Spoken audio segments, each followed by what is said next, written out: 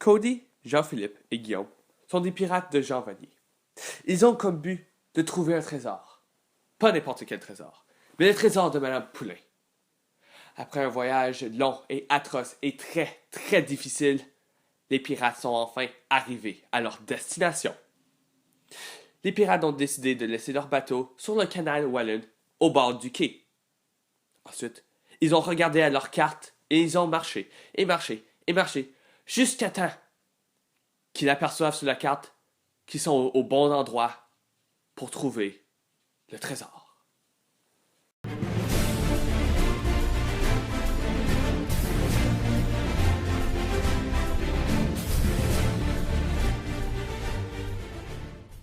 Cody, Jean-Philippe, nous sommes finalement arrivés à destination.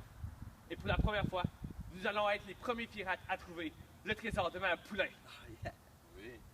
Jean-Philippe, as-tu la carte avec toi? Bien sûr, mon capitaine, voici.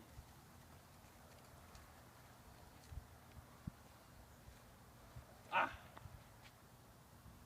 Je vois. Nous sommes à 41 mètres de l'arbre. Et l'arbre et le trésor est à 25 mètres. Le trésor, nous autres, et l'arbre forment un angle de 32 degrés. Mais mon capitaine, je réalise que nous avons deux côtés au son angle opposé. Il s'agit d'un camp ambigu. Ah ah! C'est pas ça, un cas ambigu. Un camp ambigu, c'est quand nous avons plus que deux possibilités de résolution. Yeah, je comprends pas encore. Bien, nous allons te l'expliquer. Avant de faire des calculs, il faut analyser la situation. Alors, il faut se poser des questions. Premièrement, est-ce que le triangle est rectangle?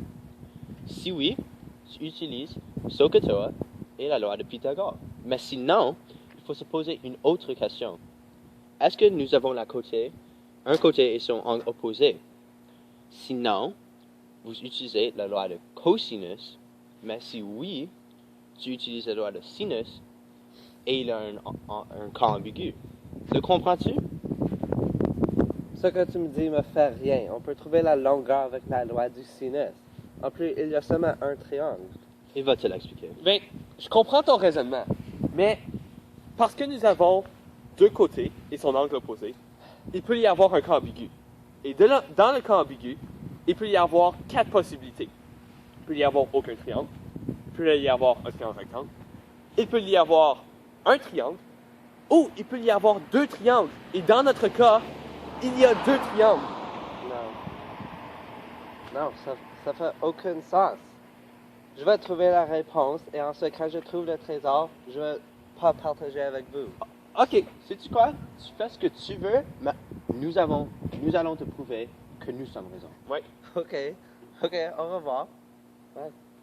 Alors, mon moussaillon, Oui? nous avons décidé de reproduire la carte sur le papier. Oui. Alors maintenant, nous avons notre donnée et nous réalisons que nous avons deux côtés et un angle opposé. Alors nous allons faire la loi du sinus pour trouver tous les angles et les distances. Alors, pour commencer, nous avons divisé notre triangle en deux différents triangles. Alors pour le triangle 1, pour trouver ce terme manquant, nous allons faire la loi du sinus, ce qui nous va donner 53,58 degrés. Alors, pour trouver le degré dedans le triangle, il fallait faire 180 degrés moins 53,58 degrés, qui est égal à 126,42 degrés.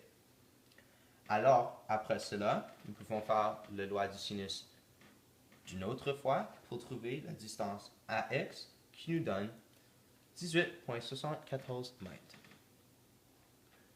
Pour le triangle numéro 2, qu'est-ce que nous avons décidé de faire? Nous avons décidé de le séparer. Et nous avons remarqué que ce côté ici était 27 mètres. Et que ce côté ici, qui connecte à ce côté ici, est 27 mètres. Donc, ils doivent être isocèles. Alors, pour trouver, nous avions déjà ces deux angles, donc nous avons décidé de trouver l'angle en haut.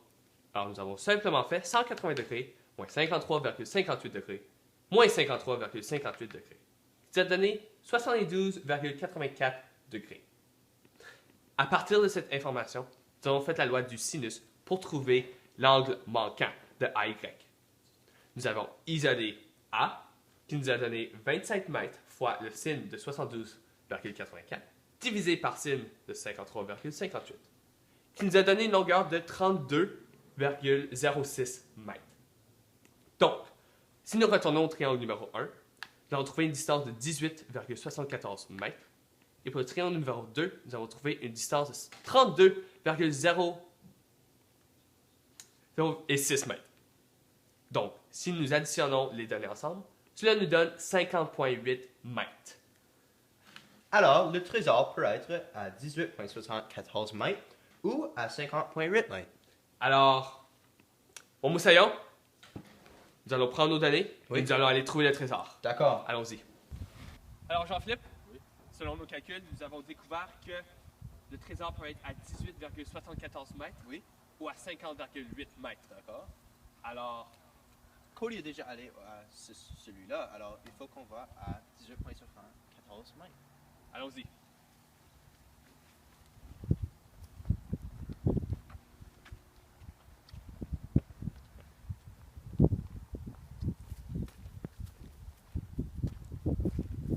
Attention, 18.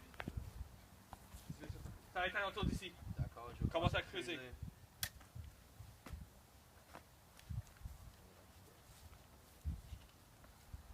Je crois qu'il est. Mon moussaillon, nous l'avons trouvé! Nous l'avons trouvé! Il est Nous là. l'avons trouvé! Le trésor de Madame Poulet! Qu'est-ce qu'il y a dedans? Nous sommes riches! Nous sommes riches! Ben, tant pis pour Cody. Veux-tu la chercher? Sais-tu quoi? On a dit à Cody que avec le cas ambigu, il y avait deux possibilités. Lui il pensait que c'était seulement 50. Ben, je crois qu'on a prouvé qu'il nous avait raison. On a prouvé avec le cas ambigu. Sais-tu quoi? On va l'appeler là. D'accord. Cody! Mon moussaillon! Quoi? Cody! Quoi? Ouvre la porte! Et puis, as-tu trouvé le trésor? Non, je creuse encore pour le trésor. Pourquoi? Dommage. Quoi? Parce que je l'ai trouvé! Non! Où Ben- est-ce que c'était? Ben ok, ben moi et Jean-Philippe l'ont trouvé là. Puis Jean-Philippe est en train de réparer le trou. Mais comme que je t'ai dit, le cas ambigu, il y avait deux possibilités. Non. Ben oui, c'était soit 18,74 mètres ou 50,8 mètres. T'avais raison, mais il peut être aussi à 18,74 mètres. Donc c'est comme ça qu'on a fait pour le trouver. Tu comprends-tu maintenant le cas ambigu? Oui. Je peux pas croire, j'ai gaspillé 15 minutes creuser ce trou-là. Sais-tu quoi? Parce que t'es mon moussaillon, puis parce que je t'aime beaucoup, on va le partager. C'est vrai? Oui, je te le jure. Putain, Wow. on va aller voir Jean-Philippe. Ok. Mais- As-tu appris une leçon? Oui, j'ai appris à propos le camp ambigu. Parfait. Putain,